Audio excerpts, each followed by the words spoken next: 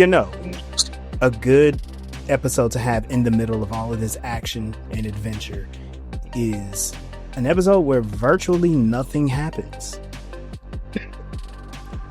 I don't know what time which time this is for me watching it, but yeah, I realized like there was no threat at all. There was a little bit of problem solving, but yeah, there was no threat. No action. Not really. Now, is that a problem? I don't think so. I think some more cerebral episodes are good. I like that in all of my sci-fi, but this one came across as pretty interesting. And all of season 5, you'll notice there are a couple episodes where virtually nothing happens. There's no reason for our people to think that there's a threat or they have to act or there's no danger. It's just it's contemplation, you know? I agree. There was a lot of character development, and Babylon 5 is more of a drama than it is an action. There is war, but that's deals with politics. So this was more on the drama side, the emotional side. Yeah. A lot of the war happens off screen. We get some star battles, kind of, sort of, but most of the stuff that happens is more dramatic acting from our characters, exposition. You know, I was seeing quite a bit of like, I guess that's foreshadowing. Oh yeah, absolutely. Speaking of things to come, and then there's some closure happening. I noticed that too. So there a couple of things happen with some of the characters, and we'll get into it when we start covering the episode. But we got a number of occasions of closure for characters we know, and then we get to know one other character a little bit more. We get to know some more of her motivations and what trauma she went through. And for some of our other characters, a little bit of closure. And then we have one character who we are foreshadowing for, and I hate that story. Yeah, we'll get into it. So, a brief little overview of the episode. So this is season 5, episode 8, Day of the Dead. This is basically an eerie introspective episode where the station becomes the stage of a supernatural occurrence. It's the Brakiri Day of the Dead. And while a lot of the characters don't take it that serious, some serious stuff goes down. So we open up this. All right. So this part I didn't really, the more I think about it, I think I understand what they're trying to do, but I don't get it. So they have Penn and Teller appear. They're doing their guest appearance. Bravo. This is before they got like mega big, but they were pretty big. So we got young Penn and Teller, long flowing hair and locks and all that stuff. And they are portraying the comedy duo Rebo and Zooty. If you remember back in season 3, I believe, Londo was trying to understand Earth humor and he came across Rebo and Zooty. He's like, I don't get it. And Sheridan was like, what are you talking about? They're the best. They're great. So now we get to see them. It's Penn and Teller. Penn and Teller, interesting act. I don't know if they're that funny, though. They're more magic, right? Yeah, I thought they did illusions. Yeah. That's why they have the illusion show more recently. I don't remember them very well. They weren't that entertaining. Yeah, I think they were musicians. Yeah. And so Rebo and Zooty, they're visiting the station, and they do their intro, and the whole Babylon crew is applauding it. Sheridan and Garibaldi and Lockley are discussing the upcoming Brakiri religious event, where the Brakiri basically said, hey, y'all gotta give us a portion of the station. We'll pay you for it. Give it to us for one night. We'll give it back. And it's just kind of a weird situation. They're like, okay, cool. Londo, he meets with the Brakiri merchant, and he is selling sugar skulls, and they're explaining what they're for. I thought that on one hand, yeah, sugar skulls are a cool thing to appear in the show. However, I'm still, I don't know. I feel queasy when I think about it, because I know that the sugar skulls and Day of the Dead on Earth with our Latin American and Latino cousins, they celebrate that here. And I don't want to say it's an erasure. I think they're just trying to reference like, hey, this happens in more places. But it's a little weird the way that they do it in the show, you know? The way they did it in the show seemed like they just tried to make an alien version of Deus Mortis. Yeah. Yeah, and the without too much reference, because it is basically like in the indigenous practice, you get to talk. There's a thinner veil where you get to speak to the spirits and remember them, and they're literally getting to talk to the people from their past, and also the sugar skulls, which was something that they make in order to remember the dead and celebrate, which used to be made out of different materials, but because of colonization, they're now made out of sugar. Yeah. Which the sugar's So pretty cool. I have a friend who celebrates and she makes some sugar skulls. And she also does face paint. That's really awesome. I think oh yeah, I wish it had become a much bigger celebration in the USA, because I think I appreciate that a lot more than Halloween. Halloween's cool, but it's been turned into a Reese's Pieces commercial. So, you know, Everything in the United States has been commercialized beyond recognition of its origins, buy Reese's and that Pieces because they got Easter, they got Christmas, they got they got everything. Reese's Pieces turkeys. Um, in the show, I like how this cultural practice like has some gravity and weight behind it, when a lot of religious practices is there's not like a lot of tangible evidence of the thing, but this took people from all different species and put them in a place where they were forced to observe this tradition of another culture and cannot deny its validity. I liked that. You know what? That's a good point. Um, I was thinking about this when we were watching it. So Babylon 5 has a very interesting conversations around religion and spirituality. And I think like with the Day of the Dead, also Sheridan's death, and just the whole conversation of death and spirituality has been interesting because we have most of the characters are fairly, you know, agnostic or liberal on the whole life after death thing. Some people do have strong spiritual adherence.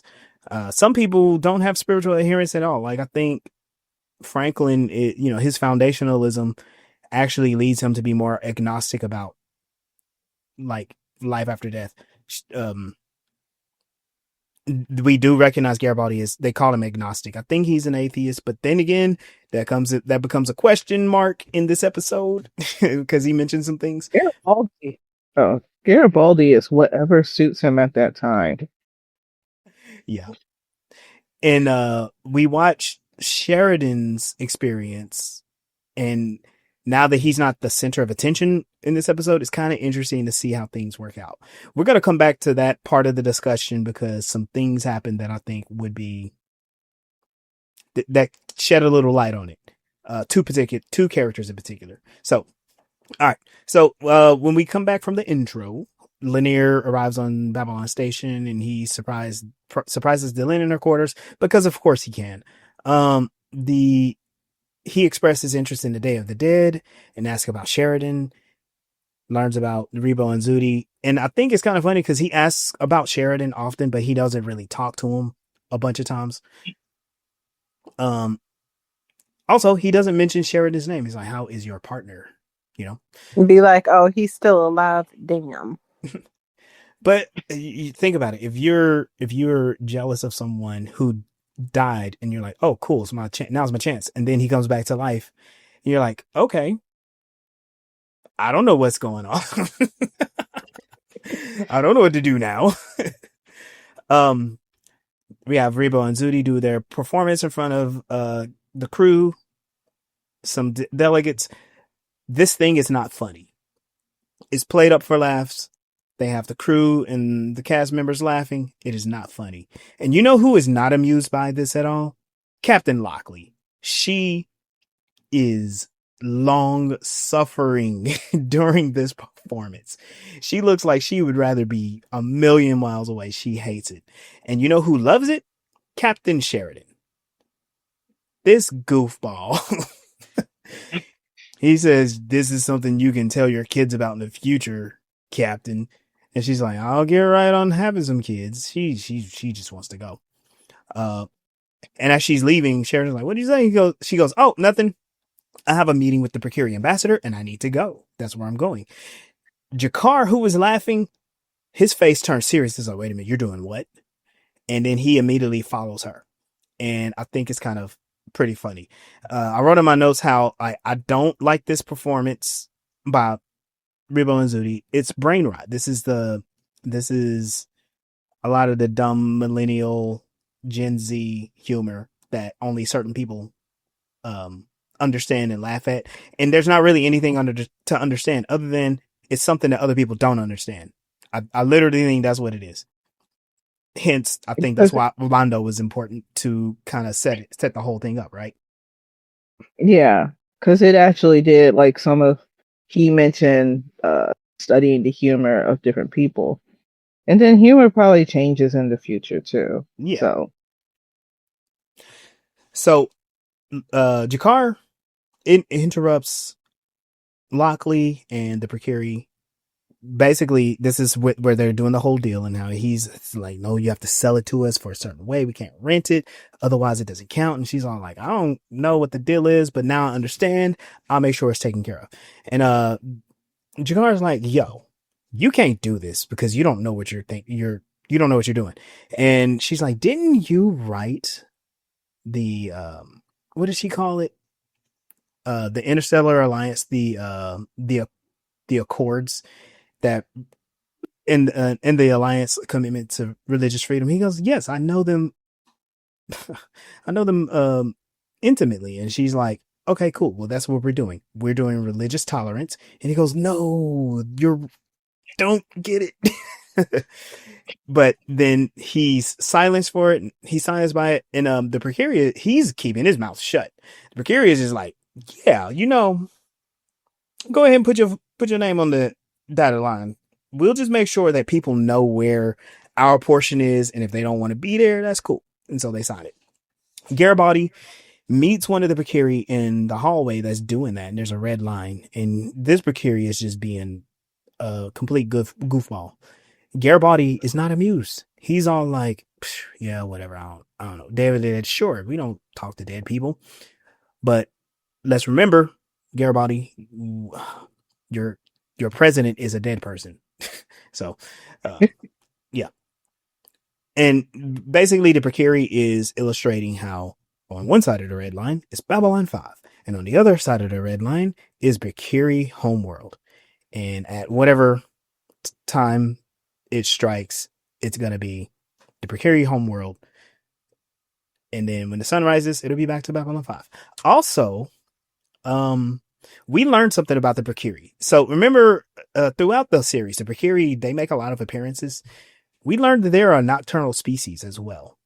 They spend they do all their stuff in the dark at night. So that's kind of interesting. So Sheridan is hosting a dinner with Rebo and Zudi.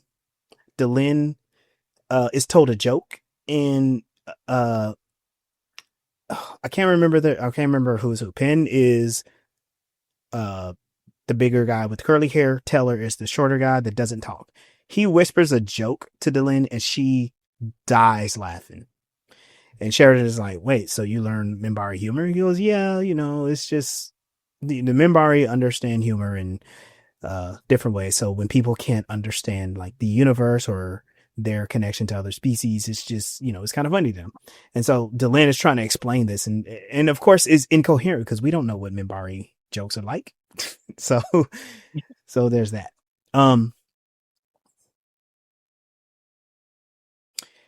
Back in Lockley's quarters, she's getting ready for sleep. And so what the 90s do is they always put they always put 90s women in these 90s and slips and all that stuff and let her hair down and all this and that. She hears a strange sound.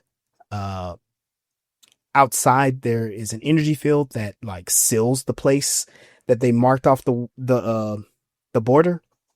And Lockley, she's getting ready for bed and she's watching TV. And all it is Rebo and Zooty marathons. It's pretty funny because she absolutely hates it and it's on every single channel and they're telling stupid jokes. The way I would think about it is imagine if the real life representations of Ren and Stimpy showed up. And so all the networks was like, yeah, let's play Ren and Stimpy reruns. That's kind of what it comes across to me.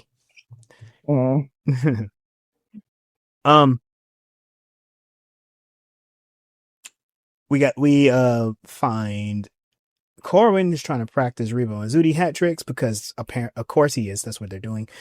Jakar arrives to CNC with a pillow and a blanket. He's like, yo, can I sleep here? I'm not staying on the Brakiri side because I know what's about to happen. And and they're like, what?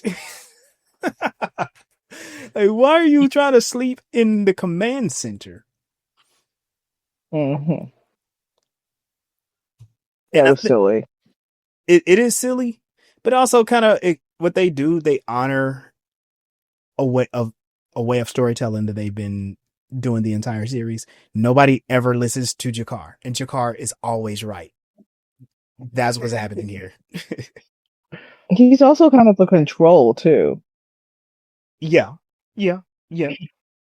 Three sides to it. We have the people who were on the Brakiri side of the station. We have people who was just hanging out with celebrities, and then we had Jakar hiding out in CNC. Yep, hiding out. The celebrities is the life. Everyone's laughing. Everyone's enjoying themselves. And in contrast, the other people got to meet the dead.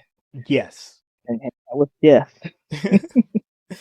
Which, speaking of meeting the dead, we find Londo, he's drinking as usual, and he's having a conversation with the painting of the first emperor, and he's talking about like the dead.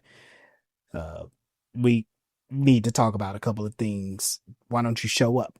And then he's like, Emperor, I could be emperor, foreshadowing. Veer could be emperor, foreshadowing. And then he goes, a human cat can be emperor. And then I'm thinking, we don't get to see that future. That would be interesting. That reminds me of like how in American cities, like really small towns, sometimes they elect dogs to be the mayor. Have you ever seen that before? No. Yeah. I think it shows the seriousness of American politics that you can get a domesticated animal to run for office. Yeah. I was going to say a whole bunch of stuff that came with that, but I'm going to just pass up, just move on along. Yeah. So Londo then hears a noise, and it is the Lady Adira, who died in season 2. She appears in his quarters, and it's the same actress. Mm-hmm. And she shows up, and Londo is enthralled. He's like, "Oh my God, Adira, you're here? You died. I watched you die." And she goes, "Oh, my poor Londo." Yeah. We switch to see Garibaldi, and he is also winding down for the night.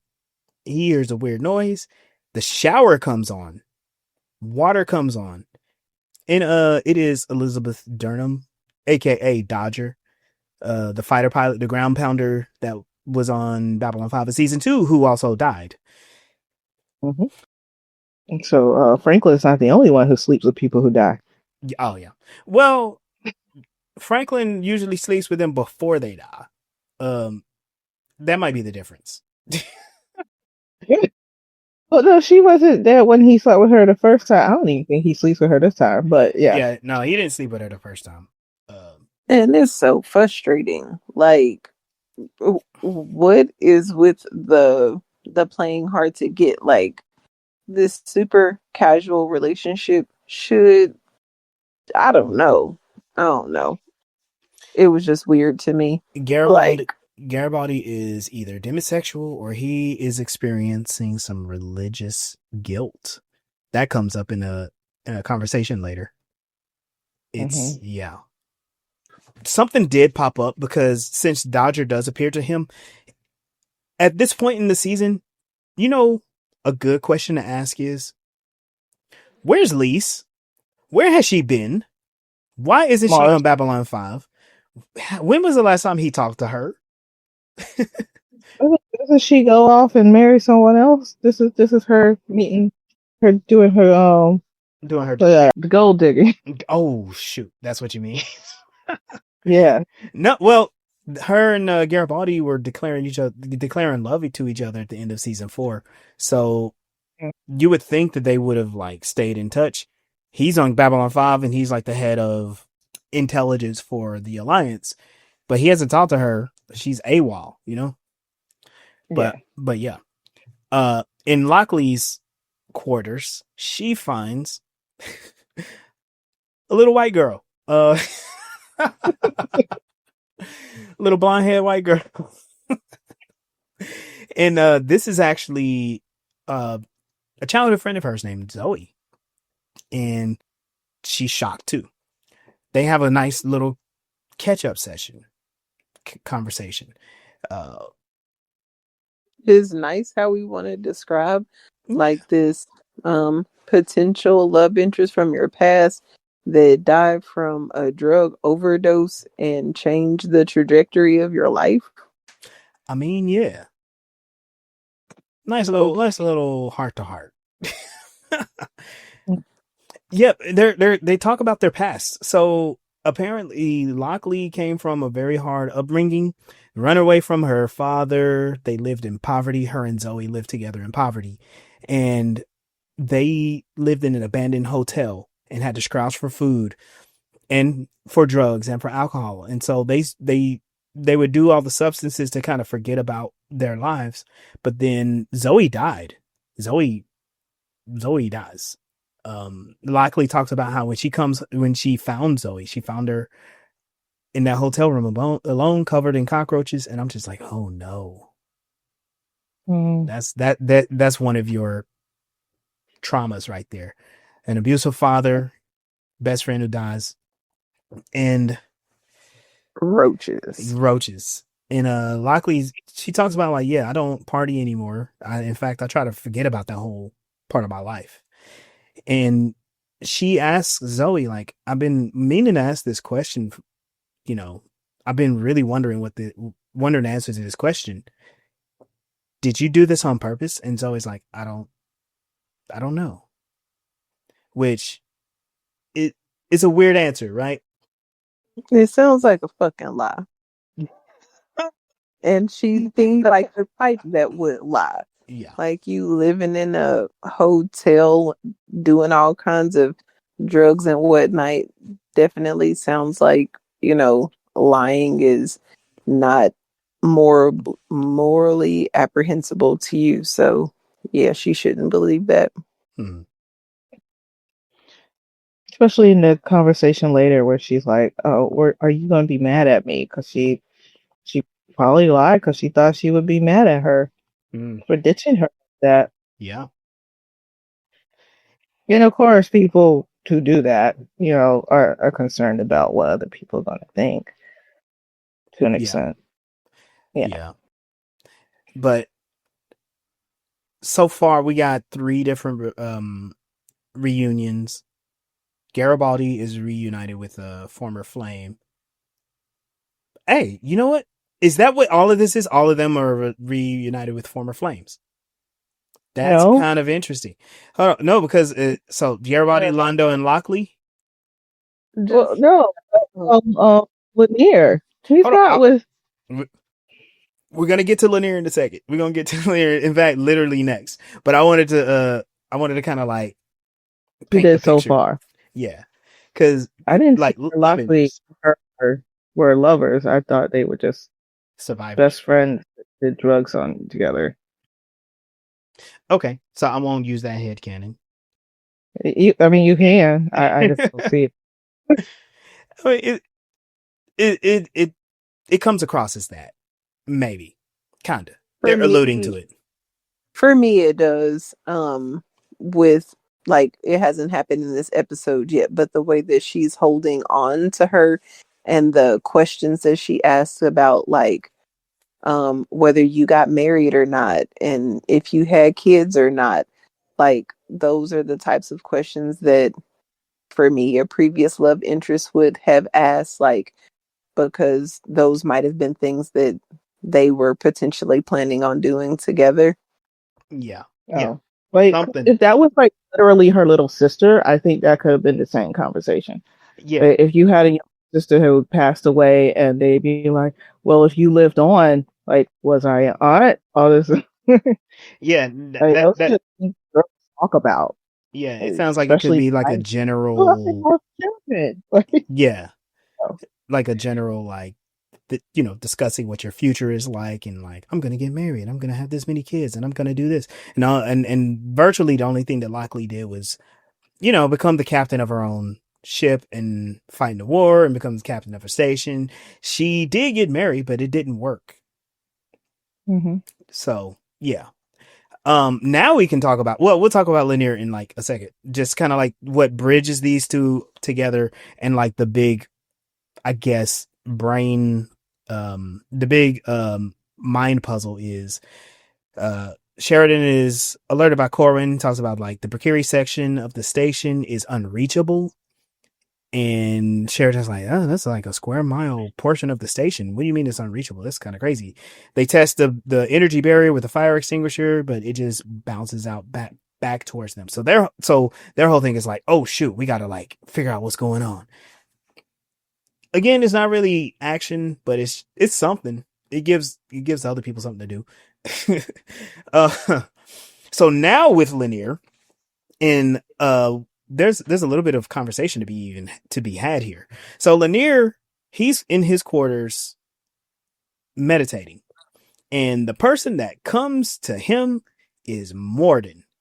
Y'all remember Mr. Morden, the agent of the shadows? He was burned to death on Zahadum. Well, he was burned on Zahadum. He was beheaded by the Centauri. He's dead. Bro is dead this time, and no faking deaths, no resurrections, dead. And Morden is over there taunting Lanier. And Lanier's like, why did you come to me? Like, that doesn't make any sense. And Morden, he's making fun of Lanier, talking about how Delenn doesn't love him, even though he loves her, and no one should really want to talk to the dead. I think that's Lanier that says no one really wants to talk to the dead. And so they're having kind of like this standoff. Morden, of course, he always knows more than he tells. So he's sitting there smirking, and Lanier's really trying to ignore him. Then we get some revelation of the truth. Well, we get some revelation of what Morden is there for. Morden is like, yeah, you're going to betray the Rangers. And Lanier's like, what? No. What, boy? No, man, no. I would never. Yeah. And he talks about how he will be as loyal to the Unlashak as sure as his hands are to his other hands. I don't know. It was his fingers are to his hands. There we go. Yeah, I messed that whole thing up. Actually, and I kind of don't understand it, because what would have been really cool and ironic is if during one of his missions he lost a finger or two. I don't You know what I mean? Stop it, babe. Yeah. But I wrote in my notes how we're still exploring the fall of Lanier. I don't like this character development at all. They're taking Lanier and they're moving him backwards as a character. They're turning him more human, and it's just not great. It's not good storytelling. Lanier tries to leave, and right outside his quarters is that energy barrier. He collapses. Morden explains, like, yeah, the corridor that you just tried to go through leads, into space. And so he saves Lanier and throws him back in. And so Lanier is all like passed out, almost passed out, can't even breathe. Because I guess, yeah, the vacuums of space. Sheridan and Corwin, they discuss the whole situation with the Brakiri, and they're like, oh, we got to figure out what this really means. And it's, like I said, it's not great, but it's fine. So we switch back to Lockley and Zoe, and they try to uncover the truth about this altered reality. And it's kind of interesting. So they say that they realize that it's technically the Brakiri home planet. So there is some shenanigans going on, some spooky action at a distance happening here. Lockley is like, okay, let me see if I can figure this out. So she pulls some tricks. She's like commanding the computer to reroute some things, and the computer is like, hey, we need authorization, and her authorization code is code word Zoe is dead. And Zoe looks like, oh shoot, I'm your code word? Yeah, because I found you dead, and I have to remind myself you died. It's not cool. I kind of carry that with me. Garibaldi and Dodger they're hanging out in bed talking. She is like, they're doing like a little kind of like one of those limerick songs, like a drinking song. Kind of interesting when you think about Garibaldi. Okay, cool. And then she's teasing Garibaldi because she's like, look, I don't understand, like, who is it that you're with? And he explains, like, yeah, I'm with Lise, and we finally hear him talk about her. And they're having like a touching moment, and just right when they're about to lean into each other and kiss, Lockley appears on the screen. She interrupts. Garibaldi is all like, oh man, he's kind of embarrassed. But Dodger, she stands up at attention. She introduces herself as Dodger, her infantry, and she also includes that she was killed in action. I almost didn't catch that part, and I thought that was pretty interesting. And Locke is like, I hope I'm not interrupting anything. But she asked Garibaldi to boost the station's communication signal, and so he gets to work on that. And at the same time, Dodger is really frustrated. She's like, look, I'm literally every man's fantasy. She uses the term love sick or love hungry redhead. Or love crazed redhead who will disappear in the morning time. Like, no commitment here. You could just, you could do some things. And he's spending all of his time hacking into the communications array. And he does it, and then he messages Lockley. So, hey, Lockley, I got your communication set up. I hacked it. It's all done. Took me 14 minutes. And then he like turns the whole thing off. So he's trying to get back to Boomer. I keep thinking Boomer. That's Battlestar Galactica. It is Dodger. He's trying to get back to Dodger. And again, he does mention how they were like, he was raised as a good Catholic boy. And I thought that was a little weird, but it explains a few things, because he, like I said, he may have some religious trauma or religious guilt in there. He doesn't quote unquote believe all that stuff, but he does mention a little bit like, hey, I think I kind of like you. So when I die, maybe we can see each other in heaven. And this is frustrating, to experience rejection, especially when, society tells us that men will F on anything. But this is one of those rare instances where it shows a more realistic depiction of two people with different motivations when it comes to sex, and different libidos and things, because typically it's the man who's all horny and just like trying to get it in, but in this situation it's the female.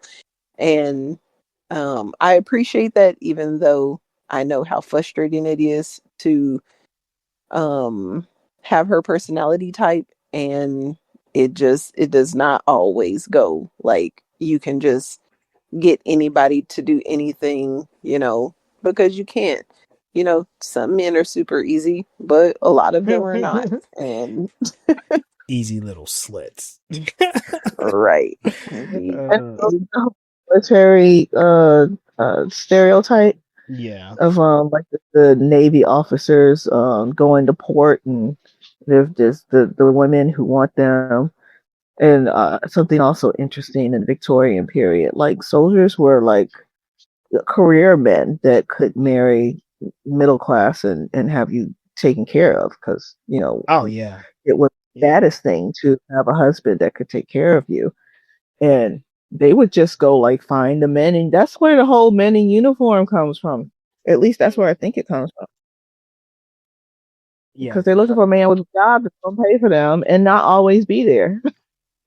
There's the security aspect, but then I think also there was the whole machismo masculinity thing. This man will go to war and he will murder other men. So I'm feeding off of my Jane Austen period. I know for sure one of the stereotypes that is not true is those firefighters on a calendar. Firefighters do not look like that. And they definitely are not, healthy for the most part, or that strong. They just are getting paid very well to be willing to do some shit that sometimes they end up doing and a lot of times they don't. Thanks to all the firefighters out there that do risk your lives for us, though. Appreciate you. I appreciate it though, because I'd rather firefighters do the job than somebody who's like who we have to pay a subscription service to. Right. My favorite though is that nobody's ever wrote a song called "Fuck the Fire Department." Right. Right. Except maybe some cops, but we don't listen to them. All right. Fuck the police. So now that we got the communications reset, Londo and Adira are having their moment. He's talking about how much he loves her, but at the same time, Lockley's voice comes over the intercom and it interrupts them. She talks about how they got, communication set up at the station's fine. Everything should be good. Just stay in your quarters. We'll be all right. Adira sadly admits that she is not going to be there for very long. She's only a dream and will soon disappear. But she expresses pride in Londo's future as the emperor. And this bothers me so much because Londo is a mass murdering war criminal. And she was a slave. Yeah. Yeah. Well, he's Centauri. That's how their kings work, right? Yeah. That's normal for them.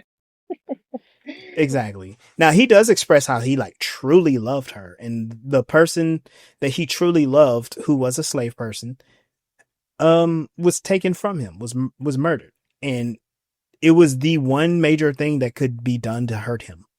And I mean, yeah, it sucks. It sucks that he's such an awful being in the universe that he causes people who are relatively innocent to die because somebody else wants to hurt him. This is also part of like the redemption of Londo. Like, remember, he was in love with a slave girl. And it's kind of like redeeming Londo. Yeah. Yeah. Morden urges his conversation with Lanier. He's like, hey, you need to take heed of the words that I said before I vanish. Like, remember, you're gonna betray the Anla Shock. And when you do, you'll remember me. And on the one hand, like I understand what he's saying, but on the other, man, it's more than like, man, who wants to listen to that guy, right? We get a brief little scene with Rebo and Zudi and Delin. So they admit that while they are enjoying show business, that they actually want to get out of it and do something worthwhile. And Delin's like, what are you talking about? Like what you do is important. And one of them says, well, people don't really listen to comedians. And they're like, isn't that kind of an oxymoron? People listen to comedians all the time. And he's like, no. People listen to us joke. And we say serious things in a funny manner, but when the joke is done, people stop listening. We want to do something worthwhile, like you guys, which Delin is an ambassador. They're part of the Interstellar Alliance. And yeah, people listen to her. Also, you know, she might be able to stick some ships and guns in your face. So there's that. I really appreciated this conversation because I've had conversations with my artist friends who paint or make music or do things that are just within the arts, but not something that people really consider, you know, important most of the time, right? But to me, without those things, life isn't even worth living. And I be out here on a whole struggle bus sometimes. Like, I'm actually going through a pretty difficult period in my life right now. And if music and art and beauty and, you know, movies and things are not there, it could really make it not worth living, you know? Yeah. And so to all of the people out there who are making art and creating things beautiful, whether you're, you know, knitting sweaters or turning bottle caps into art pieces, whatever the fuck it is, please keep doing that, because the grinders out here that don't have an artistic bone in our bodies, we need you. I thought it was also an oxymoron because I think people listen to art more than they listen to politicians. Or if someone was to just say it in a serious way, as he says, it's not. It doesn't stick to the brain as well, because if you're just listening to a voice, considering we're just voices being listened to, oh, your brain doesn't catch on to things as often because your attention span is actually a lot shorter than we think it is. So if a comedian is doing it and they're making you laugh about it because they're combining aspects of humor to what they're saying, you're actually paying attention more to that than you would be if someone just simply said it. Yeah, if someone puts it into a song, your attention is focused on not just the lyrics but the music, and what maybe there's dance to it. There's so much more to grab your attention and stick to you. Like when we teach kids different aspects of whatever, like letters. Like we're not just going to give them a piece of paper with a letter A on it and be like, "That's an A." It says "ah." They have to play with it. They have to interact with things to start with A. They have to sing it. They could stand and make the shape with their bodies. Like all those things make it stick better. When we do those things, they remember it. If we just pointed to an A, tomorrow they're not going to know what in the world we do.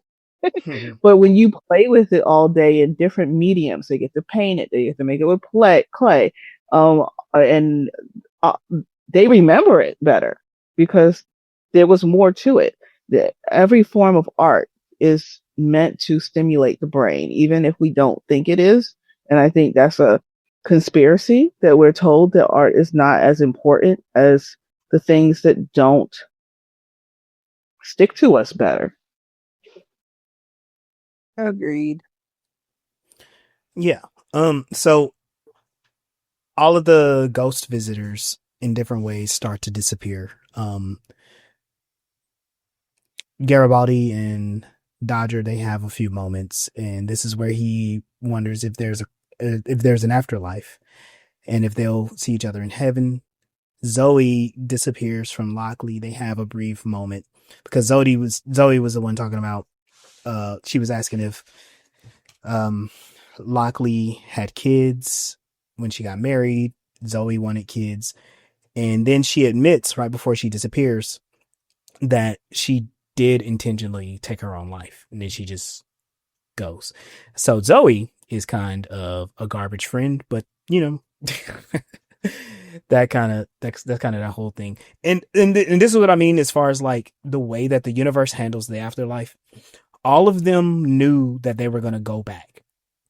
And even Morden talks about how there is kind of a life after death, but then he tells Lanier, you'll see real soon. And I'm just like, ooh, all right. So is Lanier going to die soon? Is that what we're going to find out? But they all disappear. Nobody gets hurt. Nobody dies. We get back to normal. Brakiri space goes away. Babylon 5 is restored to its normal self. Sheridan starts questioning Lockley for answers, and he's struggling to believe all the events, which I think is weird because bro died. He literally died.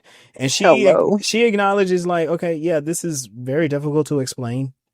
But you need to know like nobody was harmed. And then she turns around, she goes, oh, by the way, who's Kosh? During the conversation she had with Zoe is like, do you know who the Sheridan person is? And of course she does. But she heard the name from Kosh, the dead Vorlon from season 2. And he has a message for Kosh. And Sheridan just stops cold in his steps. He's like, wait, what's the message? And she goes, well, the message is when the long night comes, return to the end of the beginning. And Sheridan's face and expression just freezes. And he's like, I think I know what that means. I think he knows what he's talking about. I guess I could foreshadow here. Just remember, Sheridan died and came back to life, and he only has 20 years. And so that's going to be in the front of his mind. So we're wrapping up the show. Jakar admits, like, hey, you know what? I was actually wrong about this whole thing. The dead visiting brought a lot of wonders to people, and I might have seen some if I didn't avoid it. And it brought hope to a lot of people. People are a lot more open to some different things in the universe. And then we see Londo is having a conversation with Rebo and Zudi, and it seems like he's super interested in what they're saying. You know, he's amused. Zudi is in the back mocking Londo in his hair, you know, really goofy. And he makes eye contact with Sheridan, and he walks over and he looks at Sheridan, and he's like, he motions for him to come closer, and then he whispers something in Sheridan's ear, and then he goes away. Jakar goes, well, what did he say? And he goes, because it tells me to. Again, dumb joke, bad.